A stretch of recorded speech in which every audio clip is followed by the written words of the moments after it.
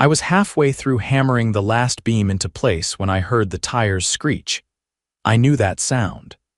That was the HOA president's minivan probably doing 40 in a 25 again, pulling into my gravel driveway like she owned the place. "Excuse me," came the voice, sharp as a steak knife and twice as annoying.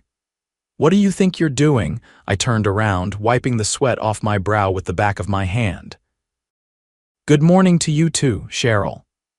Cheryl Oakley stood there in her usual khaki capris, HOA binder clutched like it was the Constitution, and that tight-faced scowl she reserved just for things that made her blood pressure spike like freedom and personal property rights. "You can't just build a barn in this neighborhood," she snapped. "It violates HOA Code Section 7, Paragraph 4. Outbuildings must be approved by the board." I pointed to the sign I had nailed to the post by the driveway that said "Private Property Established 1889. "This ain't your neighborhood, Cheryl, not legally anyway." She scoffed like I had just told her the moon was made of cheese. "This land is inside the Heritage Woods subdivision. You fall under the association's jurisdiction." I leaned against one of the barn posts and crossed my arms. "No, I don't. My property line wraps around the entire southern leg of your cookie-cutter suburb." "This land's been in my family since Grover Cleveland was president," she blinked. "Who?" "Never mind," I said. "Look, I've got the original deed from 1889, filed with the county. My land was annexed into the township 70 years before your HOA even existed." "You can't fine me for building something on my own land." Cheryl's nostrils flared. She flipped open her binder like she was about to summon the HOA demons. "I don't care what paperwork you think you have, you'll be hearing from us. This structure is unapproved, unsightly, and frankly an eyesore." I glanced at the red barn. Fresh paint, solid timber, classic gable roof. It looked like something out of a Norman Rockwell painting. "Funny," I said.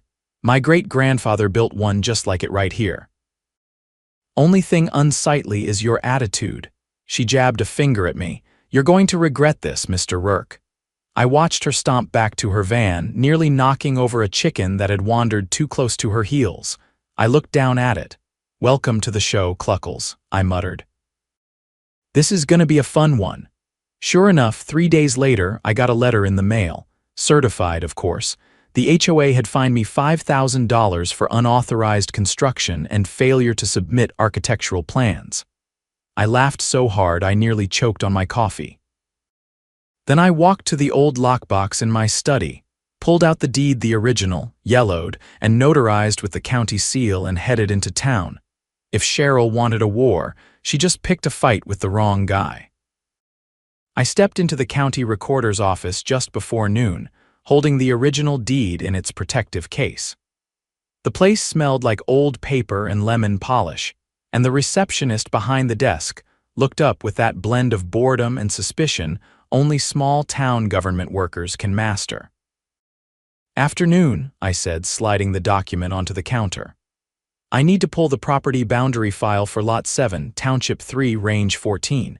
Also need a certified copy of this deed added to the current record." She raised an eyebrow but didn't ask questions. Good, I wasn't in the mood for small talk. While she disappeared into the back room, I stared at the county map on the wall, every lot, every parcel. My land sat outside the red border that marked the HOA's jurisdiction. It always had. 10 minutes later, she returned with a manila envelope. "Here's the certified copy." "And we pulled the township development overlay." She tapped the map. "You're here. HOA runs from here to here." She drew a line with her finger, stopping well short of my acreage. I thanked her, tucked the documents under my arm, and headed straight to the township zoning office 2 blocks over. The guy in charge there, Dale Whitman, had a reputation for being firm but fair. I found him hunched over a desk, glasses halfway down his nose, reviewing stormwater assessments. "Dale," I said, placing the envelope on his desk. "I need you to confirm in writing that my land is not subject to any HOA regulations. Cheryl Oakley and her crew are trying to fine me $5,000 for putting up a barn." He looked over the paperwork, flipping through the deed with interest. "Well, I'll be," he muttered. This thing predates the township charter by almost 50 years. Your property's grandfathered in. You're not beholden to any HOA covenants unless you sign them, and I don't see any annexation paperwork." "I didn't sign a damn thing," I said. He nodded. "Then they've got no legal standing." "I'll draft you a letter with the township seal stating as much. Appreciate it." I left with that letter in hand, scanned it the second I got home, and emailed it to the HOA's general inbox. No subject line, no message, just the PDF. Let them chew on that. The response came faster than I expected. That evening, Cheryl and 2 board members showed up at the edge of my property, just outside the cattle fence. They didn't step foot on my land, but they paced, whispering to each other like teenagers who'd just been caught egging a house. I walked out with a lantern and set it on the fence post. "Evening," I said calmly. Cheryl folded her arms. "Your tone in that email was completely inappropriate." "I didn't use a tone." "I sent you a legal document." One of the board members, a wiry guy with a Bluetooth headset still in his ear, cleared his throat. "We were under the impression that your property was within the subdivision boundaries. You were wrong." He shifted uncomfortably.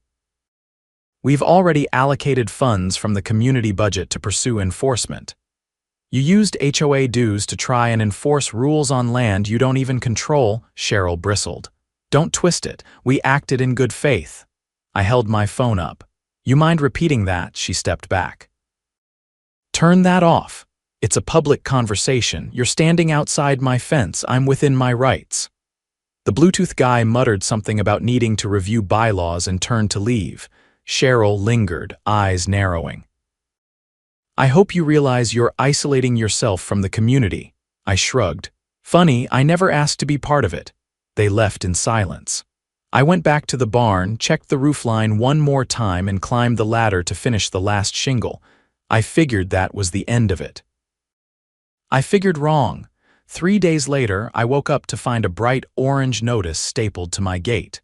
It wasn't from the HOA this time, it was from the county. A stop work order citing unauthorized structural development impacting watershed flow. They'd filed a complaint with the Department of Environmental Services. I stood there in disbelief, reading the notice twice. Then I made some calls. By noon, I was sitting across from an engineer named Carla at the county's environmental office, showing her drone footage I'd taken during the first week of construction. "There's no runoff entering any streams," she confirmed, flipping through the site survey. "And you're more than 200 feet from the nearest wetland. This complaint doesn't even make sense. Can you put that in writing?" "Already did." She printed the dismissal letter, signed it, and handed it to me. "Between you and me, we get a lot of these. Usually from HOAs trying to flex muscle they don't have." I went home, posted the letter on the community message board at the gas station bulletin, and stuck a copy on the same fence post where Cheryl had glared at me. And that's when things got real nasty. Later that week, my mailbox was ripped clean off its post. Not knocked over, ripped out and gone. The screws had been sheared clean. I filed a police report and replaced it with a locking steel box set in concrete. 2 nights after that, someone dumped a bag of nails in my driveway. That was the line. I installed motion-activated trail cams hidden in the trees, not the cheap kind, the good ones. Infrared, high-resolution, silent shutter. By the end of the week, I had footage. Full-color video of Cheryl's husband, Randy, walking up my drive at 2 in the morning, spreading roofing nails from a 5-gallon bucket. I handed the footage to Deputy Hill at the sheriff's office. He whistled low. "Dumb move," he muttered. "That's criminal mischief and trespassing. Think you can do something with it?" "Oh, I'm more than happy to knock on a few doors." 2 days later, I watched from my porch as a sheriff's cruiser pulled into the Oakley's driveway. Randy came out in a bathrobe, tried to wave it off, but Hill wasn't having it. 20 minutes later, he left with a citation and a warning. I didn't hear from them for a while after that, until the audit. Turns out someone, I have a guess, who filed a complaint with the IRS claiming I was running an unlicensed agricultural business from my property. probably hoping to hit me with fines or force me to shut down, but that tactic backfired. See, I was registered. I'd filed the paperwork a year ago when I started raising heritage chickens and selling eggs at the farmer's market. I had a Schedule F on my taxes and everything.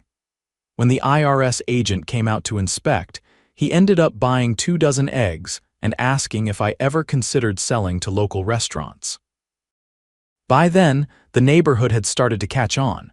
Folks who'd once nodded politely at HOA meetings were now stopping by my place for eggs, fresh tomatoes, and conversation. I shared the footage of Randy.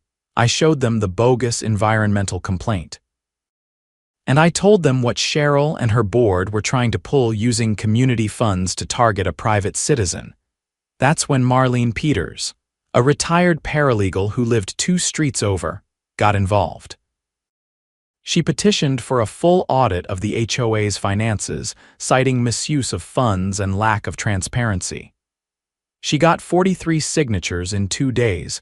The board tried to stonewall her. They claimed the budget disclosures were private, but Marlene knew better. She filed a request under the state's Common Interest Ownership Act, which legally compelled them to release the records. What we found was worse than we imagined. Tens of thousands spent on legal consultations with no billing detail. A landscaping contract awarded to Cheryl's cousin's company twice the going rate. HOA dues used to pay for a new security system that only covered Cheryl's street. The board had been bleeding the community dry. By the end of the month, the residents called for a vote of no confidence. 5 of the 7 board members were removed, including Cheryl. Marlene was elected interim president. The first thing she did, issue a public apology. The second, implement a policy requiring a 2/3 community vote before any fines over $500 could be issued.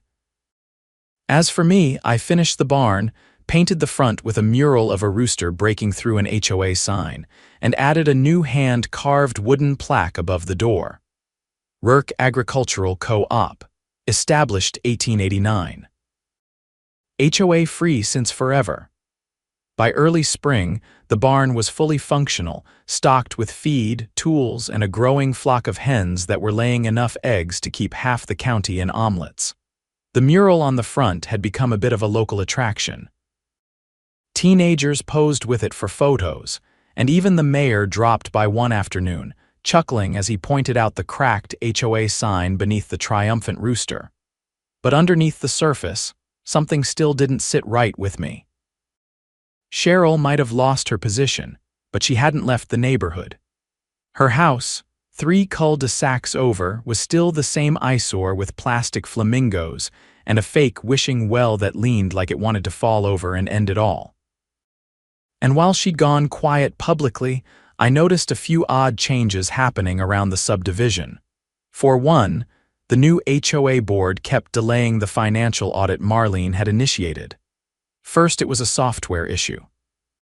Then the accountant they hired quit unexpectedly. Then they claimed the previous treasurer had taken the records home and couldn't be reached. That didn't make sense. Marlene had personally handed over the petition. She was thorough, and I knew she wouldn't have just accepted excuses. I stopped by her house one afternoon and found her porch light on at noon, a stack of unopened mail in her box, and 2 newspapers still damp from the last rain. Her neighbor, an older man with a walker and a sun hat, was watering azaleas next door. "You seen Marlene lately?" I asked. He looked up. "Not since that meeting, week before last I think, said she was heading out of town to see her niece. Did she say when she'd be back?" "No, just said she needed a break. Looked real tired." I nodded, thanked him, and headed back to my truck. Something about it didn't feel right. Marlene didn't vanish. She followed through. That was her nature. I called her phone that night, straight to voicemail. I sent an email, bounced back. I even dropped a letter in her mailbox. Nothing. 3 days later, I got a call from Deputy Hill. "You got a minute?" he asked. "Yeah." "What's going on?" "Need to ask you a few things about Marlene Peters. You've had contact with her recently?" "Last I saw her was at the board vote. She was sharp as ever." "Why?" "She was reported missing yesterday. Family hadn't heard from her in over a week." House was locked, car still in the garage, suitcase packed but untouched. A cold knot twisted in my gut. "You think it's connected to the HOA mess? I'm not ruling anything out," he said. "Not yet." That night I sat in the barn's loft, scanning through my trail cam system. I hadn't checked the archive in over a week. Nothing had happened until now. I hadn't had a reason. At exactly 2:36 in the morning, 4 days earlier, one of the outer cameras picked up motion near my southern fence line, just beyond the tree line. A single figure, hooded, flashlight off. They didn't try to approach the barn, just stood there, watching. For almost 7 minutes, I enhanced the footage, adjusted the contrast, and froze the key frame. Randy Oakley. I printed the image and brought it to the sheriff's office the next day. Hill didn't look surprised. He's denied any recent activity, claimed he's been in Tampa on business. Then who's been parking in front of his house every night around 11, I asked. Because I've seen the same black Dodge Ram outside his garage on my way into town all week. Hill's jaw tightened. You got footage of the truck? Yeah, license plates visible in 2 frames. That was enough to get the sheriff's department to issue a formal interview request, but what happened next pushed the whole situation into dangerous territory. The HOA's new treasurer, a woman named Dana Griggs, who'd replaced the one Cheryl had appointed, came forward with a flash drive. She walked into the sheriff's office and handed it over without saying a word. Inside were spreadsheets, payment logs, and scanned receipts. And one folder labeled Operations. It contained emails between Cheryl, Randy, and 2 former board members. They'd been siphoning HOA funds not just through bogus landscaping charges, but through shell companies. One of the companies, Sunrise Community Solutions, had billed the HOA for infrastructure consulting over the past year. Over $35,000. The company's mailing address, a P.O. box registered to Randy Oakley. But worse, buried in the email threads was a message from Randy to Cheryl, dated 2 weeks before Marlene disappeared. It read, "She's getting too close. The audit will expose everything. We need to take care of it before the next meeting." "I'll handle it." That was enough for the county prosecutor to authorize a search warrant. The raid on the Oakley's house happened 2 mornings later. I stood at the edge of my driveway sipping coffee as 2 unmarked vehicles and a marked cruiser rolled past. Word spread fast. By afternoon, the entire neighborhood knew. Inside their house, authorities found a hidden flash drive, more financial records, and most chilling of all, Marlene's missing cell phone, tucked into a shoebox in the back of a closet. The sheriff gave a press briefing the next day. Cheryl and Randy were taken into custody and charged with conspiracy to commit fraud, obstruction of justice, and suspicion of unlawful detention. They hadn't harmed Marlene, luckily, but they had coerced her into silence. She was found at a motel 30 miles away, disoriented and frightened. According to her statement, Randy had shown up at her house pretending to deliver financial records. When she let him in, he threatened her, saying if she went public with what she found, she'd regret it. They took her phone and told her to disappear for a while. She escaped the motel after he left her with no transportation and no way to contact anyone. It was over. With Cheryl and Randy facing trial, the remaining HOA leadership resigned in disgrace. The township voted unanimously to revoke the HOA's charter, a rare move, but not illegal when mismanagement and criminal behavior were proven. The neighborhood would now be governed directly under township ordinances, with community decisions made through open resident votes. The barn became more than just a building. It became a symbol. I hosted a spring fair that month, free eggs, live music, kids painting planter boxes. Marlene arrived, thinner and quieter than before, but smiling. The crowd gave her a standing ovation. Later, as the sun dipped behind the treetops, I sat with her on a bench near the pasture. "You saved this place," I told her. She shook her head. "We all did. You just built the barn that gave us a reason to stand up." I watched the chickens peck at the grass, the breeze rustling the tall grass along the fence line. This land's always been stubborn, I said. Guess I just take after it. She laughed softly. Good.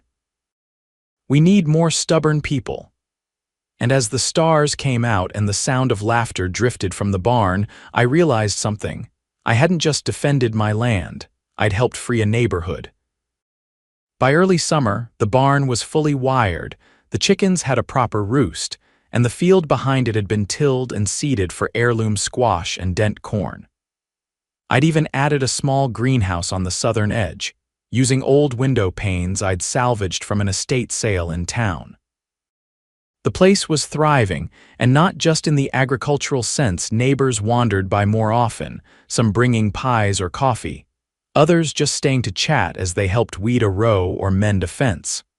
But underneath the calm, something still festered. The trial date for Cheryl and Randy had been set for late July.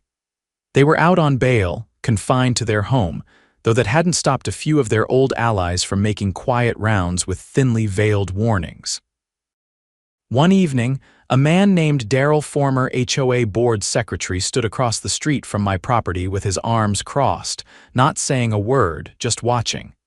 I didn't acknowledge him. He left after a few minutes, but his intent was clear. They wanted to regain control. Or at least make sure nobody dug deeper. That was their mistake. Because I had. A week earlier, while cleaning out an old cabinet in the barn's loft, I'd found something tucked behind a loose plank and envelope dated 1993, addressed to my uncle who'd owned the land before me. Inside were 5 sheets of paper. An offer from a development firm called Kinlock Properties to buy the entire property for a suspiciously low price. A handwritten response from my uncle declining the offer, and a typed letter from a legal firm threatening forced easement claims if he didn't reconsider. I had never heard of Kinlock before, but after some digging at the county archives, I uncovered something disturbing. Kinlock had gone defunct in 1996, but not before merging with another firm, Sterling Horizon Developments, the same company that had built Heritage Woods. The very subdivision Cheryl and her cronies lived in. That explained a lot. The HOA hadn't just been run by power-hungry busybodies, they'd been sitting on a legacy of shady land acquisition tactics. My land had been a target long before I ever drove a nail into that first beam. They tried to get it cheap. When that failed, they tried to annex it through regulation, and when that failed, they tried to bury me in bureaucracy until the whole thing unraveled. But one thing still didn't add up. The HOA's original charter, filed in 1998, included a clause that claimed voluntary inclusion of adjacent parcels with a list of lot numbers. Mine was listed. That seemed impossible. My uncle had never signed anything, and the deed had never changed hands, so I requested the official record. When the file arrived from the township office, I spread the forms across my kitchen table. Each page bore the same notary stamp. Same date, same signature, including one document that claimed to be my uncle's affidavit consenting to HOA jurisdiction. The signature was a forgery. The handwriting was close but not enough. I pulled out one of my uncle's old letters for comparison. The R in Rourke was the giveaway. His always looped counterclockwise. The one in the affidavit curled the other way. I sent it to the county prosecutor's office. Within 3 days, they opened a formal investigation into document fraud and property record tampering. Deputy Hill called me personally. "Forgery's no small charge," he said. "If that affidavit's fake and they used it to justify decades of jurisdiction over your land, this could blow open a whole new case." "Who would have filed it?" I asked. He paused. "We're working on that, but the notary listed on the documents she's been dead since 2004. Her stamp was supposed to be destroyed." I didn't say anything for a moment. They used a dead woman's seal. Looks like it. That's when everything shifted again. The state attorney general's office got involved. They subpoenaed HOA financials going back 20 years, not just for Heritage Woods, but for 2 other subdivisions built by Sterling Horizon in the county. It turned out this wasn't an isolated scheme. Several properties had similar affidavits conveniently signed under duress. Or in some cases, not at all. By August, Cheryl and Randy weren't just facing charges of conspiracy and fraud, they were now linked to historical real estate racketeering. The statute of limitations hadn't run out on all of it, especially where false filings and active use of forged documents were concerned. Marlene returned to the forefront, this time as a key witness. Her discovery of financial irregularities had started a chain reaction that exposed a web of falsified records, sham companies, and coercive tactics used to pressure landowners into compliance or sellouts. The courtroom was packed on the first day of the trial. Local news stations had picked up the story, and a few regional outlets sent reporters when the civil suit was announced. Yes, civil because I wasn't done either. With the state pursuing criminal charges, I filed a civil suit against the HOA, Cheryl, Randy, and Sterling Horizon for damages, legal fees, and attempted theft of land through fraud. My attorney, a wiry man named Glenn who wore bolo ties and had a voice like gravel in a tin can, laid it out in his opening statement. This isn't just about a barn. This is about 25 years of deceit, manipulation, and targeted harassment. My client's family legacy was nearly erased so someone else could profit from it. The court listened. And when we presented the original 1889 deed, followed by the forged affidavit, there wasn't a sound in the room beyond the shuffling of papers and the occasional cough. The defense tried to argue that any irregularities were clerical errors. But Glenn brought in a handwriting expert, a forensic notary analyst, and a retired attorney who'd once worked on the county's land review board. Together, they dismantled the defense's claims like termites through pine. The verdict came after only 2 days of deliberation. The court found in my favor on all counts.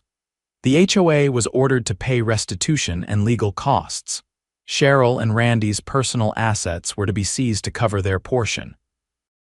Sterling Horizon, now operating under a different name but still active, was fined heavily by the state for systemic fraud and ordered to release all properties wrongfully included in HOA jurisdictions. But beyond the legal victory, what happened next was the real closure. Marlene was elected to the Township Council in the fall. She ran unopposed. The barn was added to the county's preservation list not just for its architecture, but for its role in exposing the largest HOA corruption case in state history, and the subdivision formerly known as Heritage Woods. It was dissolved. The residents voted to form a cooperative neighborhood council, instead voluntary, transparent, and elected annually. Their first act was to rename their streets after native trees and plants, removing the last traces of the HOA's manufactured identity. One afternoon, as I trimmed the edges of the new greenhouse beds, a boy from 3 streets over wandered up with a notebook in hand. "Are you the guy with the old property?" he asked. "I suppose I am," he nodded. "We're doing a school project on local history." "My teacher said you helped save the town." I didn't know what to say to that. "I just built a barn," I said after a moment. He squinted at it. "It's a really good barn." That night, I stood at the edge of the pasture, watching the fireflies wink in the grass along the tree line. The chickens had all gone quiet. The wind rolled softly through the corn, and the stars blinked through a clear sky that hadn't seen smog or smoke in generations. No more trespass notices. No more forged documents.